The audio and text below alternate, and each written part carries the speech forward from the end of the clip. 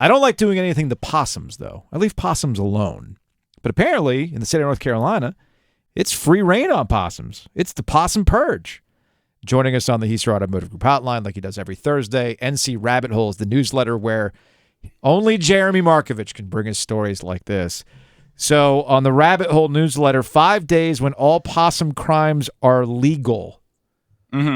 All possum crimes are legal. Excuse me? I can do whatever I want to a possum? Well, technically, yes. And I should say there.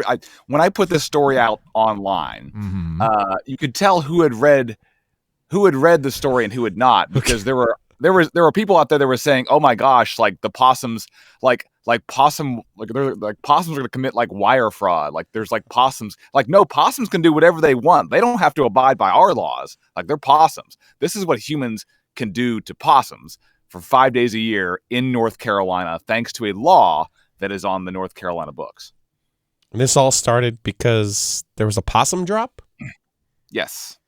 So this is at its heart a New Year's story. So back in 1990, is a guy who ran sort of a very small convenience store gas station in a really small town called Brasstown, which is out in Clay County, like way far west in North Carolina.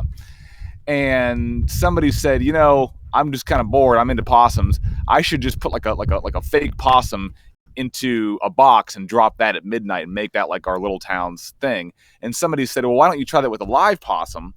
And he says, yeah, why not? We'll give that a try.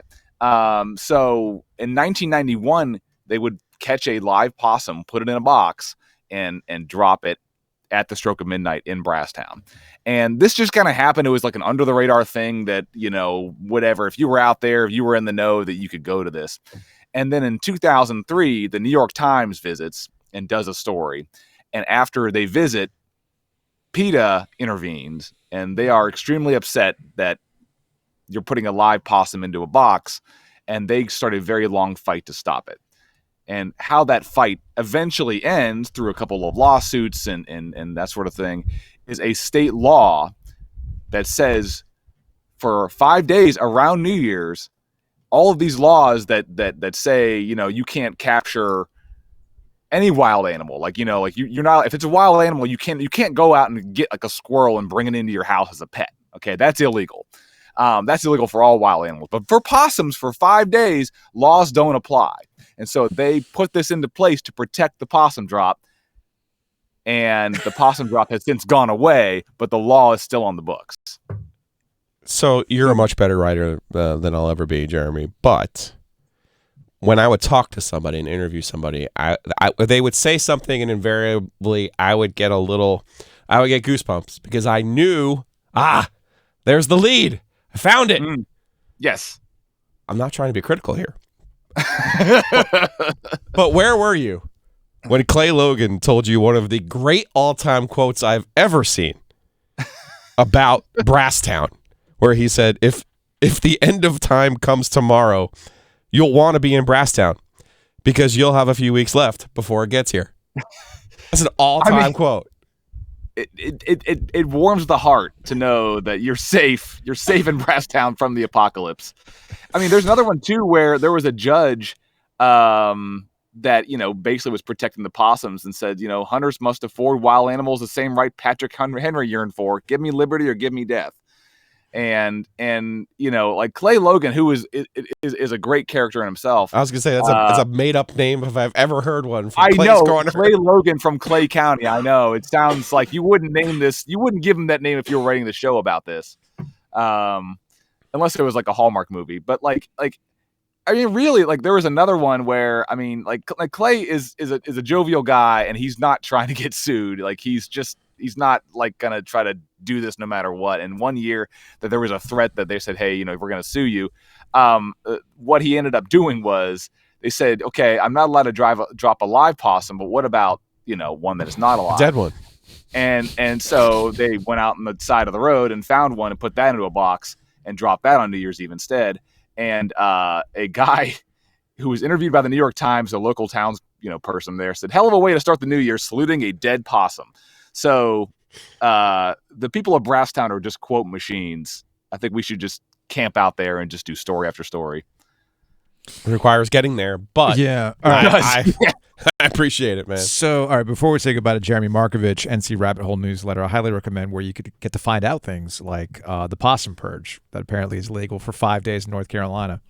Did we miss an opportunity? Are we still in the window? No, it's the window's closed. No, it's out. So the It's window's done, closed. yeah. Okay, so when does the window open back up again?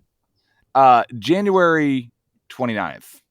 I'm sorry, excuse December me. 29th. December 29th. Yeah. All right, so what we should January start 2nd. So what we should start planning now is we got to do a TikTok with a possum of some sort, right? I mean, you would think so. You would think so. I will say, just because something is legal doesn't mean you should do it. Like possums are great. unleash the Possums fury, are wonderful Mitch. animals. Possums, they well, I got possums in my backyard, man. They supposedly eat ticks, although I was told that they don't eat as many ticks as you think. But any animal that eats a bunch of ticks, so you don't have to deal with them, is a great animal, and we should love it. We should get dearly. possums to pick bowl games. You know? Yes. Just put teams in trash bins and see which one the possum goes into, and then there's your pick, right? Who says Yes. no? And I can do it. It's not like the state's going to tell me I can't. So That's true. let's go. I'm excited about this. Also, this is another reason why you shouldn't catch possums. Apparently, possums taste terrible. I was just about to ask you: They're awful. have you ever consumed possum? I have not, Mhm. but there was I've been on the possum beat for a while, and there was a governor of North Carolina in 1970 named Bob Scott who was just out to eat possum. Like that was his delicacy, and huh? That was his delicacy. He was like, All I'm right. going to serve it in the governor's mansion, and he caught one, and he was gonna like ceremonially eat it. And people found out about it and they got really upset. I mean, if you fried possum, I'd eat it. Yeah, but apparently I they let the possum go and his quote was, this is a direct quote from a former governor of North Carolina, quote, "I shall not be thwarted in my appetite for possum." Amazing. I respect that. But they're greasy, they're nasty. I asked the chef about it and he was like, I don't actually think that you should do this. You should don't ask me how to prepare it. Don't the key is just not eating it. Well, spam's a big thing right now, so yeah. I'm going to ask you possum spam. Jeremy Markovich, NC Rabbit Hole newsletter. Highly recommend you subscribe to it. We're gonna close this conversation with an assignment, if that's okay. Wait, where is Jeremy this week anyway? Yeah, where are you? You outside your house? Where are right you? now? Are you I'm outside my house right Yeah, now. cool. I mean, the acoustics outside your house are amazing. That brick does work, man. Yeah. All right, so it's amazing. So here's my assignment for you. I recently saw the TSA 2022 list of ridiculous things they pulled out of a TSA bag check. Mm-hmm. My favorite two were there was a gun that was hidden in the carcass of a turkey, a raw turkey. Uh-huh. I mean, I'm the guy who forgets to take out the turkey giblets and neck, on Thanksgiving. That's what they were probably thinking. I'm the dummy, right? So that's like a not a turducken, but like a turglaken. Yes. Okay. So that was one of my favorites. The other one was various gun parts that were hidden into jars of peanut butter that they were trying to get through TSA. So I am curious if you can find a way to do this. An NC Rabbit Hole where you pull the most ridiculous things that were yanked out of the RDU TSA line.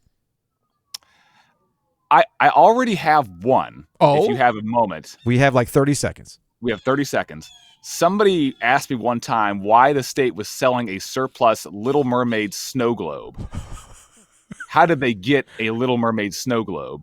And I asked the state, and the state said, well, basically what happens is somebody probably tried to bring the snow globe through TSA. They said, you can't do that.